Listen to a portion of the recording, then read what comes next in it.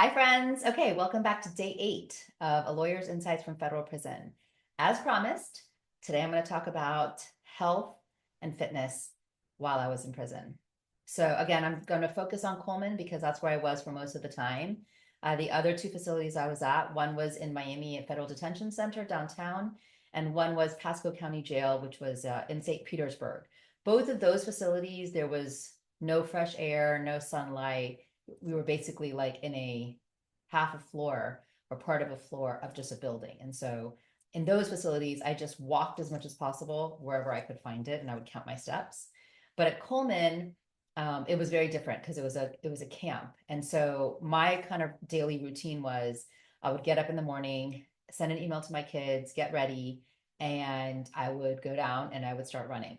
So there, at Coleman, there was, I guess you would call it like a running track, a walking track, which was sort of like oblong shaped.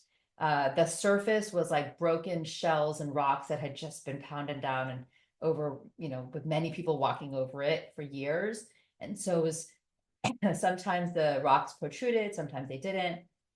I was able to buy from commissary Reebok, like, do you remember the original white Reebok shoes? That's what was available from commissary at the time when I was there to buy. So I bought those shoes because in prison they only give you essentially like the federal sort of commission shoes are their steel toe black boots for when you have to work, like when you're in uniform.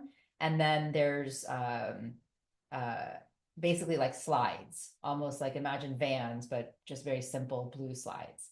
But of course, I didn't want to run in those. So I was able to buy these Reeboks at some point. And so my daily routine was I would go out and I would just start running and I would run for hours. There was a little room at the end of one of the corridors that was called essentially like the wellness room.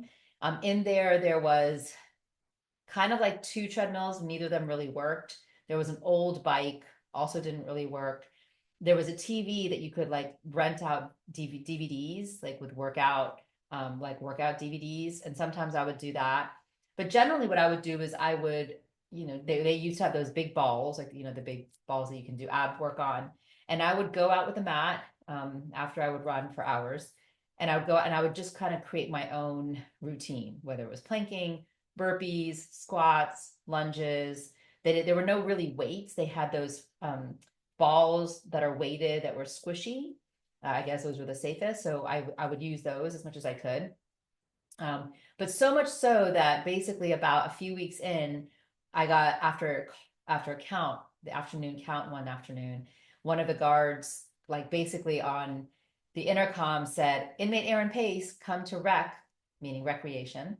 And so when I walked in, I was so confused. I didn't know what was going on. So I walk into recreation and the guard said, "Are you that Indian girl that just runs and runs and runs every morning?" And I said, "Yeah." She said, "Okay, you're going to teach a class on weight loss." Um, which was very interesting because I've never really taught anything or done anything in the fitness wellness space. But to be able to enrich and empower and inspire the 400 women that were there in prison and teach people that had never learned about nutrition and, what's the difference between a carb, a fat, and a protein, and taking their fat measurements with calipers and weighing them. And then 3 times a week, I led the 100 or so women that signed up in a boot camp. And so I was, many of my friends had sent me lots of magazines, fitness magazines that I had asked for. And so every month I would like tear out those, monthly workouts that they put in these magazines. So I had a folder of them that I started accumulating. And just every day, every time I would teach Monday, Wednesday, Friday, I would basically create my own boot camp for women in prison. And now, it'd be like we would do a set. I would tell them to go run, 1 or 2 laps. One lap was about a third of a mile. And then they would do their second set. And it was always like upper body, lower body, abs. But in the process of this, it became so fulfilling and meaningful to me because I was able to kind of share my love of fitness. And anybody that knows me knows I'm a fitness enthusiast. I'm in the gym every morning, no matter where I am, or I'm outside running or walking or something. So I was able to share that love and sort of, not just obviously to look good, right? So, but for our health, right? For our hearts, for whatever other medical issues we might be facing. And many of these women were really facing some serious medical issues. And it was awesome to see them start and commit to some sort of fitness routine. So that's my story about fitness. It was really important for me when I was there to not just keep up my fitness routine, but for me, anything I do, I believe movement is medicine. And so everything I do, no matter what the workout is, it's like how I get sanity and how I create peace for myself. I do a lot of thinking and reflecting and brainstorming for my business, and for my speaking engagements while I'm exercising. So yeah. So thank you for listening. This is a question I often get, and so I'm excited to actually be able to share it with all of you.